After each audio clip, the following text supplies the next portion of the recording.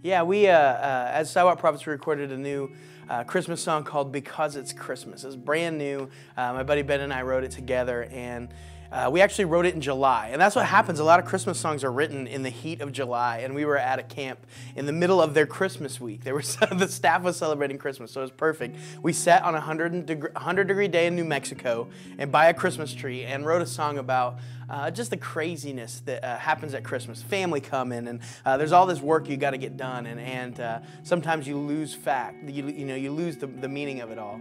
And we want to hearken it back to the fact that it's all about the birth of Jesus, that hope and faith and love was born and brought into the world on Christmas. And so that's why it's because it's Christmas. We celebrate because of Jesus Christ.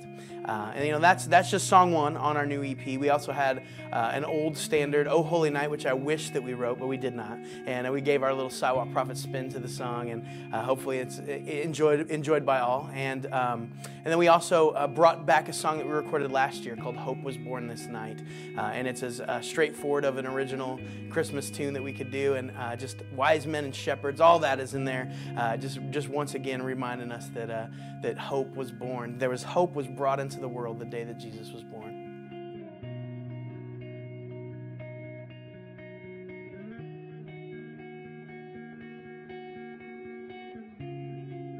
We recorded a little demo on a little broken piano and some of the out-of-tune keys, but we actually recorded with our producer Ian Eskelin. He produced both of our albums, and he's a crazy man, but I love him. He's crazy and beautiful at the same time, I like to say, and it was great, man. We actually, in the middle of August, after a month after we wrote it, we got into a little studio, and I brought out my Charlie Brown Christmas flag that I have, and I hung a Colt stocking and a Cubs stocking, and so we got into that Christmas mood. We were feeling it. We were feeling the spirit of Christmas surrounding us in August.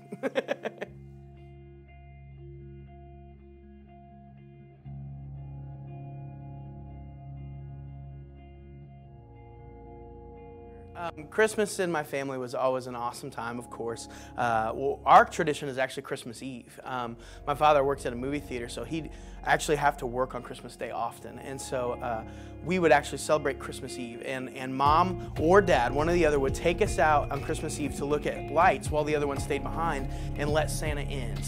Our chimney was really dirty. And so Santa had to be let through the front door. And so when we came back from seeing the lights, inevitably, Santa had just left. I don't know how that worked out, but the presents were there, and we opened up the presents on Christmas night. So I got to enjoy my presents the day before my friends, which is a selfish thought, but I enjoyed it. I remember when I got my Nintendo, I called up my friend, and I was like, "I got my Nintendo," and he's like, I think I'll get mine tomorrow. And it was on Christmas Eve. But all that being said, man, we have all these traditions in our home, but I think usually we after we would open our presents, we would go to Christmas Eve service at our church. Sometimes at midnight, sometimes earlier. Our church never really had a set schedule for those, but that was always so great to just sing worship songs, sing Christmas carols with your family, and remind yourself once again why we celebrate and why we love Christmas.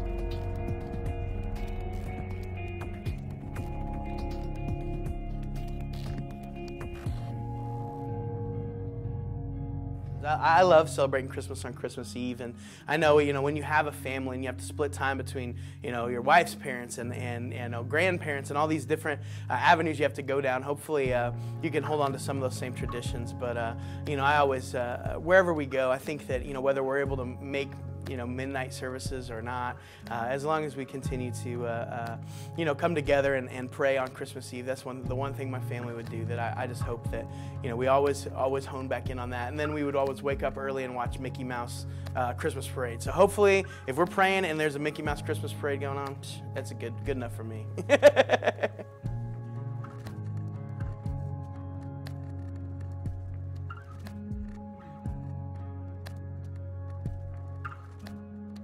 I don't know if your mom knows Santa Claus, but mine did, okay? And Santa would come to the house, I kid you not, with a trash bag full of toys. I didn't know that Santa's bag was actually a trash bag, but it is. And it's a magical trash bag. But one day, I kid you not, on the day before Christmas, Santa came in, and a bird flew into our home, okay, over Santa's head, unawares to Santa, and the bird flew around our entire house, and it literally, in an effort to capture it, we knocked over the tree, things were things fell off of shelves, and in the end, Santa had to, I remember emptying out his bag of goodies, and ended up capturing the bird in his magical bag and set him back free into the openness of the Christmas Eve beyond. And it was amazing. And my grandma, when we told her this story about Santa coming to our house and letting a bird in, she always had a bluebird of happiness. It's like this little glass thing. And she said, I have the bluebird of happiness, but that year you had the bluebird of craziness. And I'll